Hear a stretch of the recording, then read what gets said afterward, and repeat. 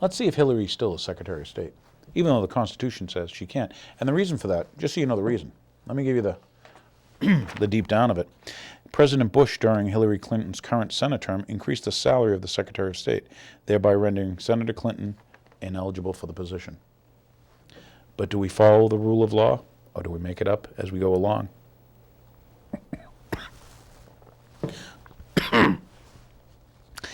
Here's one. Let's see. The leaked memo of the Oklahoma City thing. That's right. That's your new Attorney General, right? Yeah. He was involved in the cover-up where the FBI tortured people to death. Let's see. Obama's national security appointees. Oh, yeah, that's right. They're different, right? They're all the same. Additional North American militarization is evidence disturbing, December 1st Washington Post report where they're going to put 20,000 U.S. troops here to handle, what, dissent? That's pretty sick. Hey, here's a little piece of news for us. Obama extols the carbon tax. Remember, it was the people at the Bilderberg Group who got together. Actually, it's the Club of Rome. You got to go back 50 years where they said, we can use carbon dioxide as a way to tax all the people on a global scale and keep nations from developing. You think that's why there's the global warming scare? Anyway, this was during a question and answer interview with Geist magazine, published on July 30th. While Obama's positive words about the carbon tax are encouraging, here's how it goes. The question was, do you believe that we need a carbon tax in addition to a cap and trade program? Here's Obama's answer. I wonder how his cabinet guys are going to answer. It's going to, let's see, I believe that depending upon how it is designed, a carbon tax accomplishes much the same thing as a cap and trade program accomplishes. And he ends it with, I will price permits so that it has much of the same effect as a carbon tax. There you go. That's your guy for change. Oh, and by the way, when you exhale, that's CO2 you're putting out. Remember, you combine the oxygen with the carbon. You're a hydrocarbon unit, whether you want to be or not. Let's see, Obama's, this is July 20th. And this is by Lee Carey. And this is Obama's civilian national security force. Remember I told you he had made a statement that he wants to make, like Hitler made the Hitler Youth? Well, he wants a national security force, like we don't already have. Local police, state police, FBI, now TSA, now Homeland Security, Zafazaland. Remember, show your papers. Take your shoes off, you little, you scared little people. So anyway, here's where we have Senator Obama was nearly 17 minutes into his July 2nd speech, yet another one where naming Dr. Martin Luther King Jr. was required. He had to say, I guess he had to say it. In Colorado Springs, anyway, Colorado, that's when he deviated from his pre-release script and performed without a teleprompter, net saying this. And this is what he was saying. We cannot continue to rely on our military in order to achieve the national security objectives that we've set. He set national security objectives. Don't you like this about this guy? This is because you thought he was different from Bush. Maybe he's from the same bloodline. Maybe he's got the same bankers behind him. But anyway, we've got to have a civilian national security force that is just as powerful. That's big, isn't it? Just as powerful as what? Just as strong. Just as strong as what? Just as well funded as the United States military. So you got to ask yourselves, where in history have you seen someone have a, quote, national security force? Why in the Army Times, what was it, September 8th or whatever, they were saying, well, we're going to deploy, the military in the United States to put down dissent. Are these bankers planning this economic collapse on you? And your new president guy has already got plans to what? Civilian forces, bring the military in the U.S.? The more things change, the more they stay the same. Doesn't it seem that way? When you think Gates, you think Hillary, boy, that's a big change in government, You think you're going from the guy from the head of Goldman Sachs, which, by the way, all of our Treasury secretaries, going back for a couple, have all been working at Goldman Sachs. And now we have the guy from the New York City Fed. That's the most powerful Fed. So you think he's going to make changes, huh?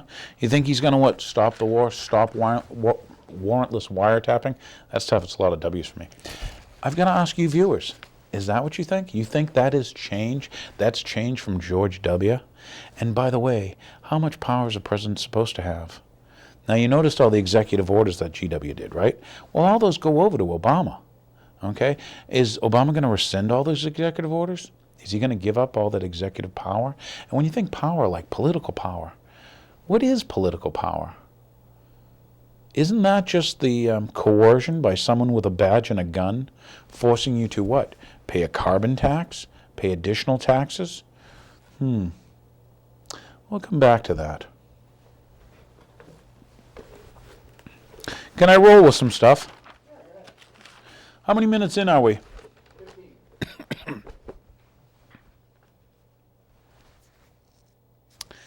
So we kind of covered the cabinet, okay?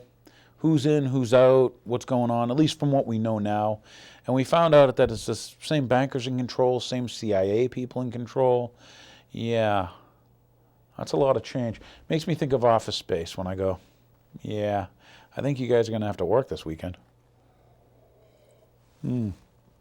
So here was my second half of the Obama cabinet question was this. How many does it take to make a Holocaust? I'm asking you, the viewers. How many does it take? You know, how many dead Iraqis does it take?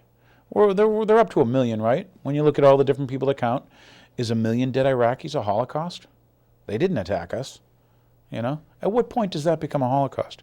And I'm thinking of this because we've got this new change guy coming. So I've got another question that you can ponder, and that is, you know, how much suffering, how much sickness, or how much poverty do these people have to take based on lies? Yet, you notice there's no change. The same people are getting in, these same power people that have been in for a while, you know. Were we attacked by Iraq? Do you remember that? Remember, when did Iraq attack us? Who's making money from this? You know? Who's making money from this occupation? It's not a war. We're not at war anymore. Hey, mission was accomplished a long time ago when you know, back before you had supper. So this occupation, who's making money? Didn't Eisenhower warn us about this? Yeah.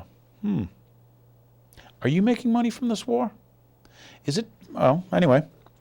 Let's think of the, you know, do you know all the private contractors making money? Remember Blackwater, Halliburton, Kellogg, Brown and Root, the people that built the detention facilities inside the United States? That's right. Type into your Google search engine, Kellogg, Brown and Root, $385 million detention facilities in the United States. So they just told you that the Army Times is going to deploy troops on our streets for civil unrest, you know, if you watch the previous show, and I'm telling you to research that maybe you should look that they're building detention facilities, or they've already built detention facilities. And now you've got Obama saying we need a national security force other than the Army, other than all the police. Doesn't this sound a lot like a police state to you? Why do we need detention facilities? Okay, well, we discussed who's making money. Are bankers making money from this occupation war thing? You know, is the military-industrial complex making money? But are bankers making money? Do they make money when countries go to war? Is that how the House of Rothschild made all their money? By getting Europe to fight each other, like England and France, France and Germany, England and Germany, the Russians and Germans, you know? Remember all those wars over in Europe? And remember our founding fathers said, you know, we shouldn't tie ourselves up with any, you know, with anybody else's thing, with any other country, you know, as far as having any allies and all this, because a lot of times they drag each other into wars. But who made money during all those wars? And then could they have used that money to take control and maybe even create a private bank over here? Because we'll get into some Fed questions after this. So anyway, are oil companies making money? Let's think about that. They weren't allowed to drill and get any of the oil in Iraq, but then we went over there and invaded. Yeah, it's called invasion when you go into someone's country without their permission. And when you stay there, it's called occupation. It's not called war. And so now, after 30-something years, our oil companies can get, you know, drilling rights over there. How many of your sons and daughters, how much of your economy are you willing to pay so that some globalist elitists can kill millions of people? How many is a Holocaust, Sharon viewers?